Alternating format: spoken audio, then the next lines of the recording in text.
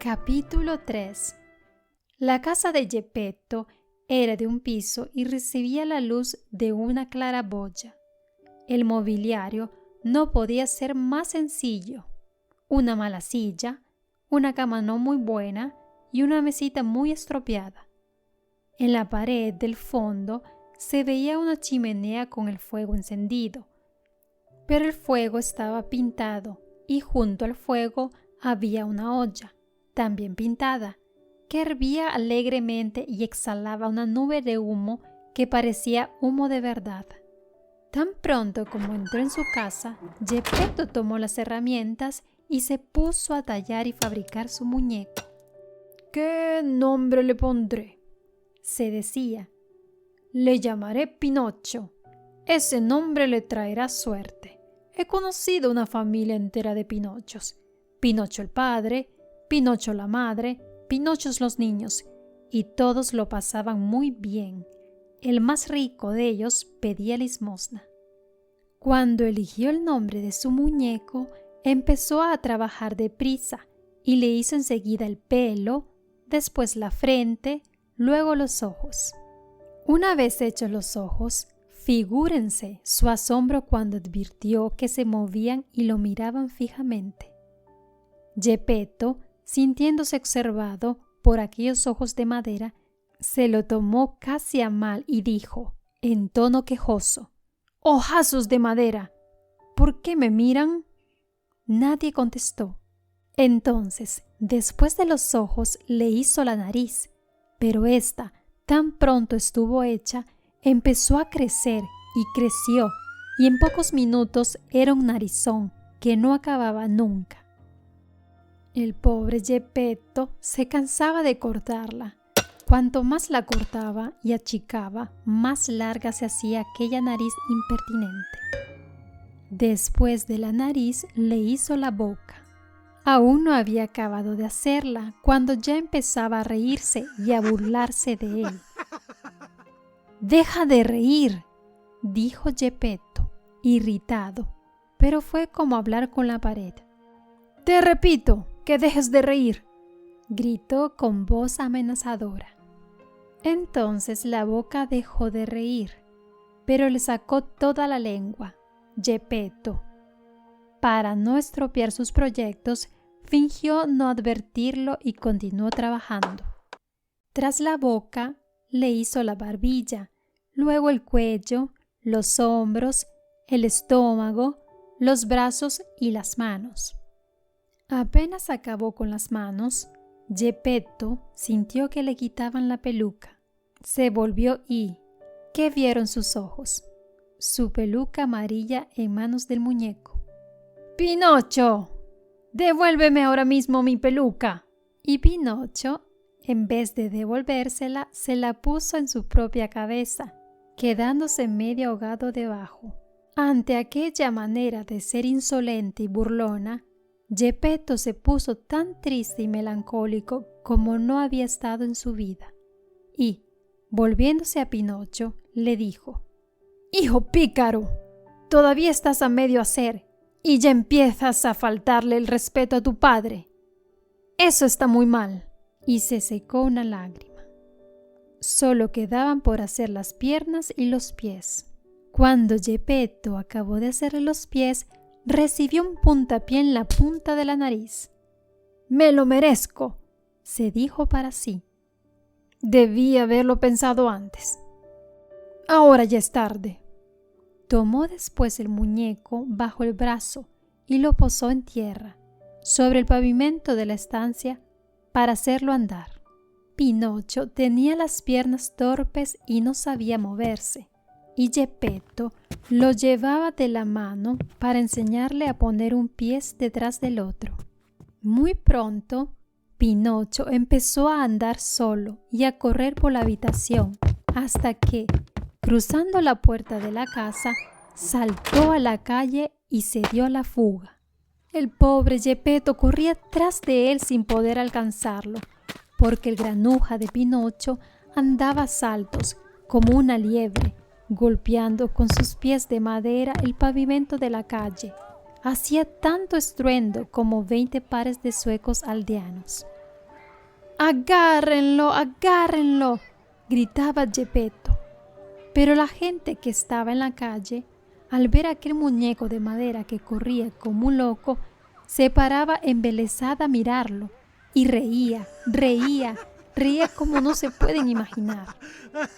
Al fin llegó un guardia, el cual, al oír todo aquel alboroto, creyó que se trataba de un potrillo que se había encabritado con su dueño y se puso valerosamente en medio de la calle, con las piernas abiertas, con la decidida intención de pararlo y de impedir que ocurrieran mayores desgracias. Pinocho, cuando lo vio de lejos al guardia que obstruía toda la calle, se las ingenió para pasarle por sorpresa entre las piernas, pero falló en su intento. El guardia, sin moverse siquiera, lo atrapó limpiamente por la nariz. Era un narizón desproporcionado que parecía hecho a propósito para ser agarrado por los guardias, y lo entregó en las propias manos de Geppetto. Este, para corregirlo, quería darle un buen tirón de orejas enseguida. Pero figúrense cómo se quedó cuando, al buscarle las orejas, no logró encontrarlas. ¿Saben por qué? Porque, con la prisa, se había olvidado de hacérselas. Así que lo agarró por el cogote y, mientras se lo llevaba, le dijo meneando amenazadoramente la cabeza: «Vámonos a casa. Cuando estemos allá, no te quepa duda de que ajustaremos cuentas». Pinocho, ante semejante perspectiva, se tiró al suelo y no quiso andar más. Entretanto, curiosos y haraganes empezaban a detenerse alrededor y a formar tumulto. Uno decía una cosa, otro otra. «Pobre muñeco», decían algunos, «tiene razón en no querer volver a casa. ¿Quién sabe cómo le va a pegar ese bruto de Geppetto?». Y otros añadían malignamente: «Ese Geppetto parece una buena persona, pero es un verdadero tirano con los niños. Si le dejan ese pobre muñeco entre las manos, es muy capaz de hacerlo trizas». En fin, tanto dijeron e hicieron que el guardia puso en libertad a Pinocho y se llevó a la cárcel al pobre Geppetto. Este, no teniendo palabras para defenderse, lloraba como un becerro y, camino de la cárcel, decía sollozando: «¡Qué calamidad de hijo! Y pesar que he sufrido tanto para hacer de él un muñeco de bien. Pero me lo merezco. Debía haberlo pensado antes». Lo que sucedió después es una historia increíble y se la contaré en los próximos capítulos. Capítulo 4. Muchachos, les contaré que mientras llevaban al pobre Geppetto a la cárcel, sin tener culpa de nada, el pillo de Pinocho se había librado de las garras del guardia y corría a través de los campos para llegar pronto a casa. En su furiosa carrera saltaba riscos, setos de zarzas y fosos llenos de agua, tal como hubiera podido hacerlo un ciervo o un conejo perseguido por los cazadores. Cuando llegó a la casa, encontró la puerta de la calle entornada. La empujó, entró y, en cuanto hubo corrido el pestillo, se sentó en el suelo, lanzando un gran suspiro de contento.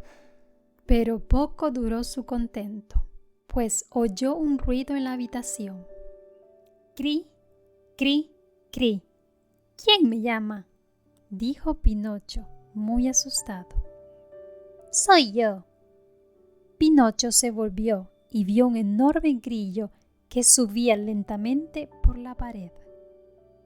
«Dime, grillo, ¿y tú quién eres?». «Soy el grillo parlante y vivo en esta habitación desde hace más de 100 años». «Pues hoy esta habitación es mía», dijo el muñeco, «y si quieres hacerme un favor, ándate enseguida y rápido». «No me iré de aquí», respondió el grillo, «sin decirte antes una gran verdad». «Dímela y pronto». «Ay de los niños que se rebelan contra sus padres y abandonan caprichosamente la casa paterna, no conseguirán nada bueno en este mundo y, tarde o temprano, tendrán que arrepentirse amargamente. Canta, grillo, canta lo que quieras. Yo sé que mañana, de madrugada, pienso irme de aquí, porque si me quedo, me pasará lo que les pasa a todos los demás niños.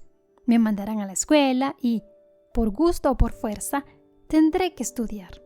Y, en confianza, te digo que no me interesa estudiar y que me divierto más corriendo tras las mariposas y subiendo a los árboles a sacar nidos de pájaros. Pobre tonto, ¿no sabes que portándote así, de mayor serás un grandísimo burro y todos se reirán de ti? ¡Cállate, grillo de mal agüero!, gritó Pinocho. Pero el grillo, que era paciente y filósofo, en vez de tomar a mal esta impertinencia, continuó con el mismo tono de voz. Y si no te agrada ir a la escuela, ¿por qué no aprendes, al menos, un oficio con el que ganarte honradamente un pedazo de pan? ¿Quieres que te lo diga?, replicó Pinocho, que empezaba a perder la paciencia.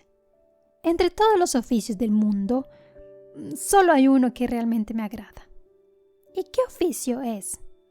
El de comer, beber, dormir, divertirme y llevar de la mañana a la noche la vida del vagabundo. Pues te advierto, dijo el grillo, parlante, con su calma acostumbrada, que todos los que tienen ese oficio acaban, casi siempre, en el hospital o en la cárcel. Cuidado, grillo de mal agüero, si monto en cólera, ¡ay de ti! Pobre Pinocho, me das pena. ¿Por qué te doy pena? Porque eres un muñeco y, lo que es peor, tienes la cabeza de madera. Al oír estas últimas palabras, Pinocho se levantó enfurecido. Agarró del banco un martillo y lo arrojó contra el grillo parlante. Quizá no pensó que le iba a dar, pero, desgraciadamente, lo alcanzó en toda la cabeza, hasta el punto de que el pobre grillo casi no tuvo tiempo para hacer cri, cri, cri, y después se quedó en el sitio, tieso y aplastado contra la pared.